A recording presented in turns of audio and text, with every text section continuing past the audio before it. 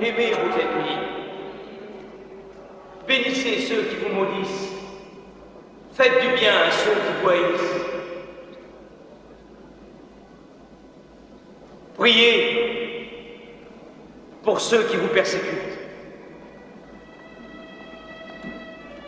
Si vous aimez seulement ceux qui vous aiment, quelle récompense méritez-vous? Les publicains n'agissent-ils pas de même?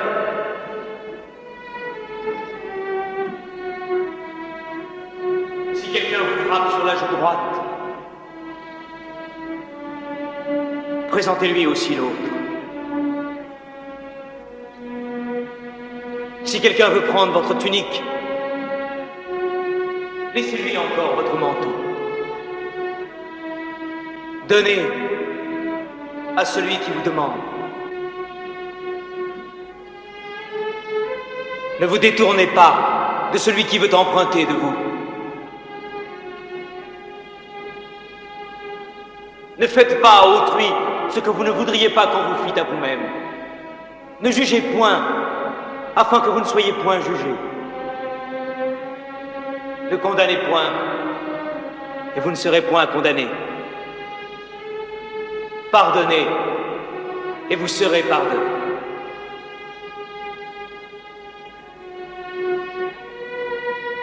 Soyez parfaits, tout comme notre Père Céleste est parfait. Demandez et l'on vous donnera. Cherchez et vous trouverez. Frappez et l'on vous ouvrira. Car quiconque demande reçoit. Celui qui cherche trouve et l'on ouvre à celui qui frappe. Quel père refuse à son enfant? Si donc, méchant comme vous l'êtes, vous savez donner de bonnes choses à vos enfants, à combien plus forte raison votre Père qui est dans les cieux donnera-t-il de bonnes choses à ceux qui les lui demandent?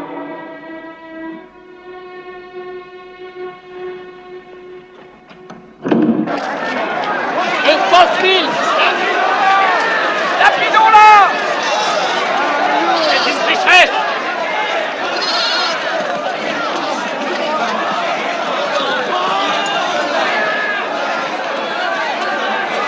Lapidons-la!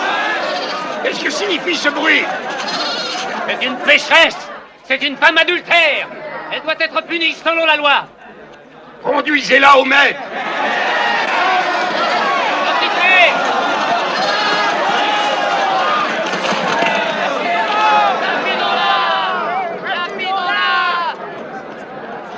Mais maître, que devons-nous faire? Cette femme a été surprise en flagrant délit d'adultère. Moïse, dans la loi, nous a ordonné de lapider de telles femmes. Toi donc, que dis-tu? Réponds, maître. Nous voulons avoir ton avis. Oui, conseille-nous. Est-il juste de la tuer? Que celui d'entre vous qui est sans péché, que celui-là jette la première pierre.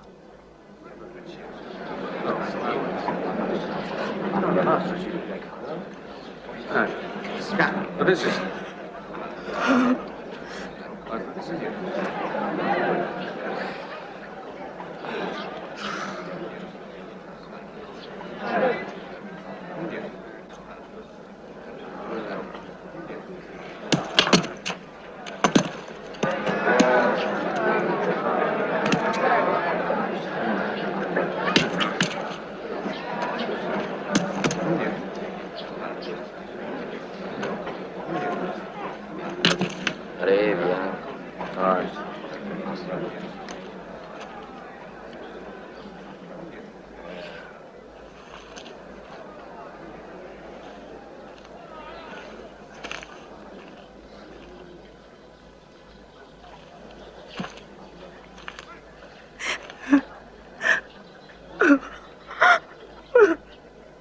Femme, où sont ceux qui t'accusaient? Personne ne t'a-t-il condamné?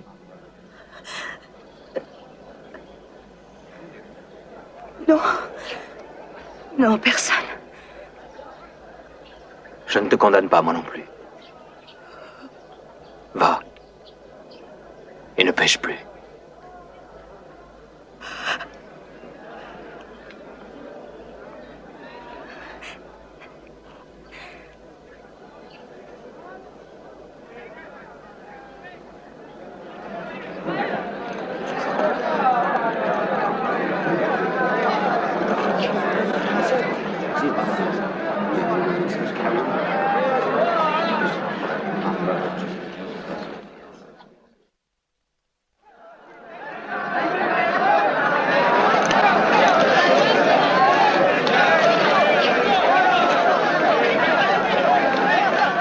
serviteurs allèrent dans les chemins, rassemblèrent tous ceux qu'ils trouvèrent, méchants et bons.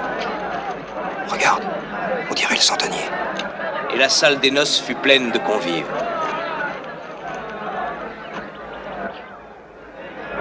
Je m'excuse d'oser t'interrompre, Rabbi. Mais je voudrais te prier de m'accorder une faveur. J'ai un serviteur dans ma maison. Oh, il est là depuis très longtemps. Il est très doux. Je le considère plus comme un fils que comme un serviteur. Il est très malade, il est mourant, j'en ai peur. Rabbi, en toute humilité. Tu voudrais que je vienne le voir chez toi? C'est bon. Je t'accompagne.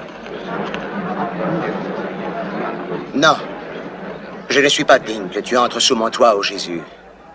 Et je sais que si tu prononces un mot, mon serviteur se remettra. Moi, je suis soumis à des supérieurs. Mais j'ai personnellement sous mes ordres une centaine de soldats. Et si je commande à l'un de mes hommes, fais ceci, je suis sûr qu'il va le faire. Et si je commande à un autre, va là, je sais qu'il va y aller.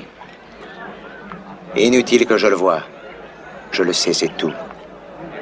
Aussi, il suffit que tu dises un mot. Et ce sera fait. Avez-vous entendu cet homme? Je vous le dis, même en Israël, je n'ai pas trouvé une aussi grande foi.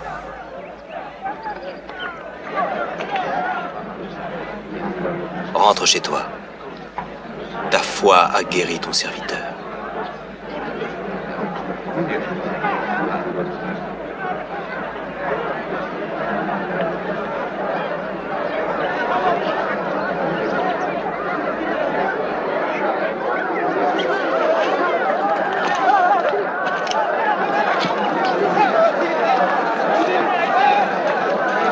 C'est un ami des Romains.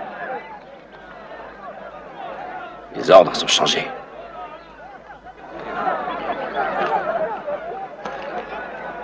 Mais Rabbi, nous savons que les enfants d'Israël sont le peuple élu. Comment un païen peut-il valoir mieux que l'un des nôtres? Ne sais-tu pas, ingrat, qu'à la table du Père éternel, tout le monde est bienvenu, quel qu'il soit. Riche, pauvre, maître, serviteur. Les enfants d'Abraham et les païens aussi. Décius! Décius! Décius! Décius! Tout va bien chez toi! Marcus est levé, ton serviteur est guéri.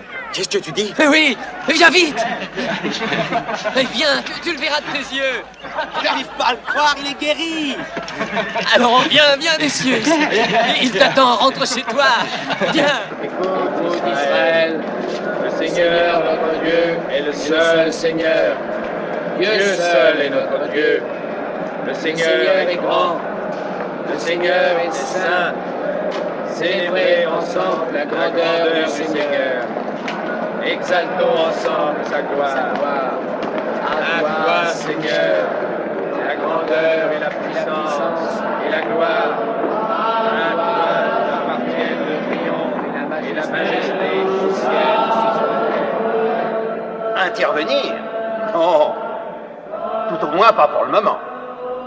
Je dois avouer que je suis fasciné par le pouvoir que cet homme a sur les foules. Je veux découvrir d'où lui vient ce pouvoir. Ben, il faut admettre qu'il est capable de choses extraordinaires. On dit qu'il a ressuscité un de ses amis. Excellente propagande avant de venir à Jérusalem. Mais tu dois reconnaître... Je vous en prie, frère, calmez-vous. Il ne faut pas agir avec impétuosité.